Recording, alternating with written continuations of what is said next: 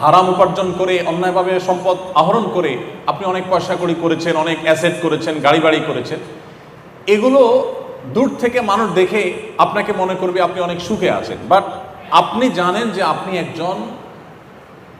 একজন সহজ বাংলা চোর, আপনি একজন প্রতারক, আপনি একজন দুর্নীতিবাজ, আপনি জাতীয় সম্পদ লুণ্ঠনকারী। এটা আপনি নিজেকে নিজে জানেন। আপনার ভেতরে যখন এই জিনিসটা আসে, তখন এই সুখগুলো একটাও আপনাকে মানসিক প্রশান্তি দিবে না, কারণ দিন শেষে আপনি জানেন যে এগুলো সবগুলো রক্তচোষা টাকা। আপনার অপরাধ বোধের এই যে জ্বালা, এই জ্বালা থেকে বাঁচার কোনো ট্যাবলেট পৃথিবীতে আবিষ্কার হয় নাই, কেমন পর্যন্ত হবেও না।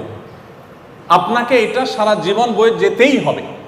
আপনার অবৈধ উপার্জন দিয়ে আপনার সন্তান খুব হাসি মুখে তার লাইফ হয়তো লিড করতে পারে, আপনার নাতিপুতি তারা হয়তো এক সময় অনেক বেশি আপনার সম্পদ দিয়ে তারা সুখ স্বাচ্ছন্দ্যে থাকতে পারে, বাট আপনি নিজে নিজে জ্বলে